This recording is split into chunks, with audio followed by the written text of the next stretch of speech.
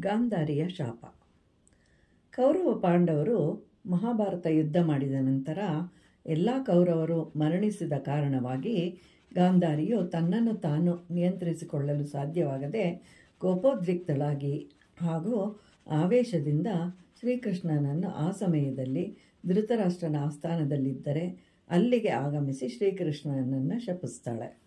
ನೀನು ದ್ರೌಪದಿಯು ಆಪತ್ತಿನಲ್ಲಿದ್ದಾಗ ಅವಳನ್ನು ಕಾಪಾಡಿದೆ, ಪಾಂಡವರ ಪಕ್ಷಕ್ಕೆ ಸದಾ ಸಹಾಯವನ್ನು ಮಾಡಿದೆ.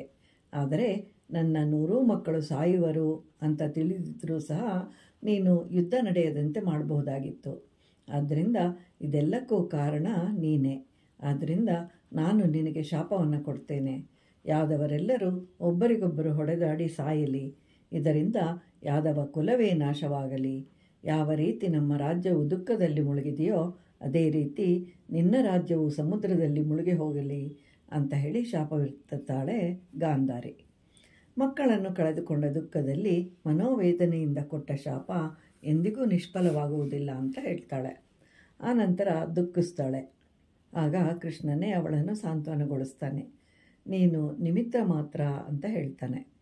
ಯುಧಿಷ್ಠಿರನ ರಾಜ್ಯಾಭಿಷೇಕವಾದ ಬಳಿಕ ಕೃಷ್ಣನು ದ್ವಾರಕೆಗೆ ಹೋಗ್ತಾನೆ.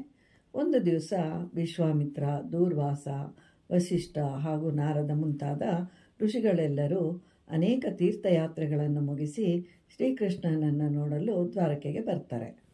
ಆಗ ಕೆಲವು ಯಾದವ ಹುಡುಗರು ಈ ಋಷಿಗಳ ಶಕ್ತಿಯನ್ನು ಪರೀಕ್ಷಿಸಲು ಕೃಷ್ಣ ಹಾಗೂ ಜಾಂಬವಂತಿಯ ಮಗನಾದ ಸಾಂಬಾನಿಗೆ ಹೆಣ್ಣಿನ ವೇಷವನ್ನು ಹಾಕಿ ಅವನ ಹೊಟ್ಟೆಯನ್ನು ಗರ್ಭಿಣಿಯಂತೆ ಮಾಡ್ತಾರೆ.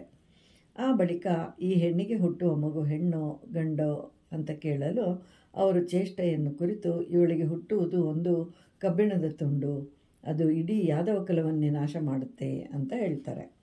ಋಷಿಗಳ ಮಾತಿನಂತೆ ಮಾರನೇ ದಿನ ಸಾಂಬನಿಗೆ ಹೆರಿಗೆಯ ನೋವುಂಟಾಗಿ ಸ್ವಲ್ಪ ಸಮಯದ ಬಳಿಕ ಒಂದು ವನಕೆಗೆ ಜನ್ಮವನ್ನು ಕೊಡ್ತಾನೆ. ಭಯದಿಂದ ಅಕ್ರೂರ ಹಾಗೂ ಉಗ್ರಸೇನ ಮತ್ತು ಕೃಷ್ಣನಿಗೆ ತಿಳಿಸ್ತಾರೆ. ಕೂಡಲೇ ಅಕ್ರೂರನು ಅದನ್ನು ನಾಶಪಡಿಸಲು ಆದೇಶವನ್ನು ಕೊಡ್ತಾನೆ.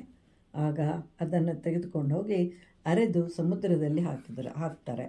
ಆದರೆ ಕೊನೆಯಲ್ಲಿ ತ್ರಿಕೋಣಾಕಾರದ ತುಂಡು ಅರೆಯಲಾಗದೆ ಅದನ್ನು ಸಮುದ್ರಕ್ಕೆ ಎಸೀತಾರೆ. ಅದನ್ನು ಮೀನೊಂದು ನುಂಗುತ್ತೆ. ಆ ಮೀನು ಬೇಡನೊಬ್ಬನ್ನು ಹಿಡಿತಾನೆ. ಅದನ್ನು ಕತ್ತರಿಸಿದಾಗ ಅದರ ಹೊಟ್ಟೆಯಲ್ಲಿ ತ್ರಿಕೋಣಾಕಾರದ ತುಂಡು ಸಿಗುತ್ತೆ. ಆಗ ಬೇಡನು ಅದನ್ನು ಒಂದು ಬಾಣದಂತೆ ಮಾಡಿಕೊಳ್ತಾನೆ. ಅದು ಶ್ರೀಕೃಷ್ಣನ ಪಾದಕ್ಕೆ ತಗಲುತ್ತೆ. ಅವತಾರ ಪರಿಸಮಾಪ್ತಿಯಾಗತ್ತೆ.